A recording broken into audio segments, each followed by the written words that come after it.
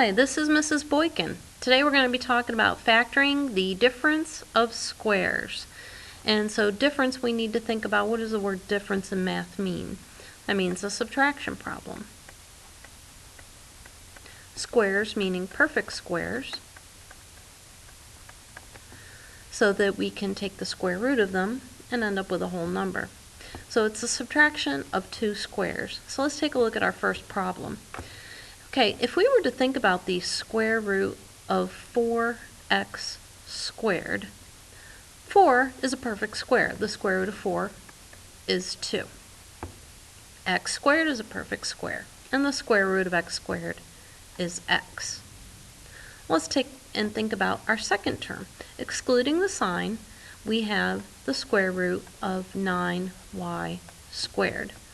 Square root of 9 meaning 3, and the square root of y squared meaning y. So these are our square roots that we're going to use in our problem. So my first term is, if I take the square root, we said we would get 2x, and the square root of 9y, we would get 3y. And when we factor these, we call it the sum and difference pattern, because my first binomial is getting a sum or a plus sign. My second, same terms, 2x and 3y, but it's getting a subtraction sign. So 2x plus 3y times 2x minus 3y. There's no middle term, and the reason being is if we were to multiply this out, and I'm going to use the box method to illustrate,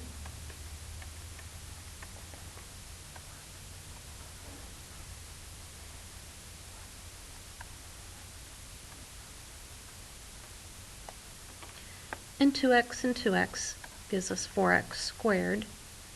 Positive 3y and 2x gives us a positive 6xy. 2x times a negative 3y gives us a negative 6xy. And lastly, the negative 3y and the positive 3y give us a negative 9y squared. And if we take a look at this, we have a negative 6xy and a positive 6xy. Well, that cancels out because it equals 0 when we add those together.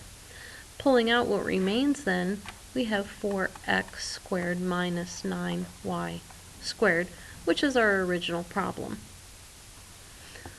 Let's take a look at our next problem.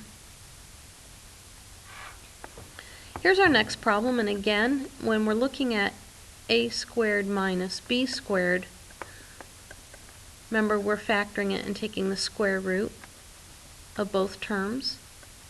One gets an addition, one gets a subtraction. So let's apply that to this. All right, taking a look, we do have perfect squares. The square root of 16a squared is 4a, and the square root of 25b squared is 5b. However, we have a little problem here. This is an addition sign, not a subtraction sign. So really at this point, all bets are off, and this is not factorable.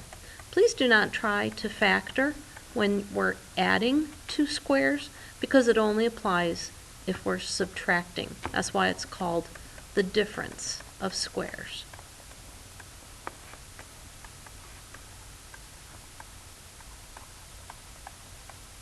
And the sum of squares is not factorable. Okay, let's take a look at our next problem.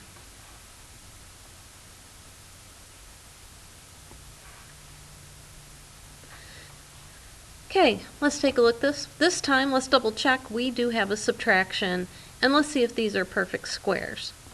Let's take the square root of 2.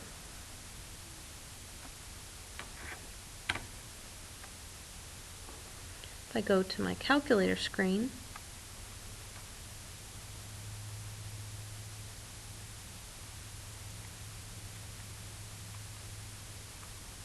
I find the square root of 2 is not a perfect square. But when I look a little bit closer, if I think about it, both my terms can be divided by 2. So let's do that instead. This falls under the rule that we always must look to see if there is a greatest common factor. So we factor out a 2. What remains is 1 minus 16b squared. All right, so let's take a look at those two terms. Are they perfect squares? The square root of 1. Let's take a look at that in the calculator in case you aren't sure.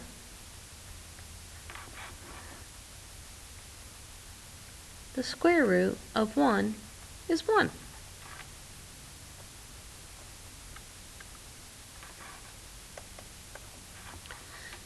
The square root of 16b squared, well, the square root of 16 is 4, and the square root of b squared is b. So let's put it together.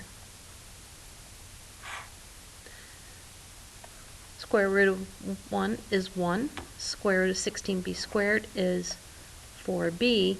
And don't forget, we have the sum and the difference pattern. Notice I didn't reverse and put my variable term first. I kept it in the position that it is. And let's not forget that we must bring down that greatest common factor. So this would be my final answer. Again, if we use the box method to multiply it out, and then multiply 2 times the result, we would get 2 minus 32b squared. This is a short video, but difference of squares is really that easy. It's the sum and difference pattern. Just make sure to factor out a greatest common factor before you begin any problem, and double check that you have a subtraction sign. Otherwise, it's not factorable. Thanks, and if you need any help, please feel free to talk to your math teacher during Cavalier Morning.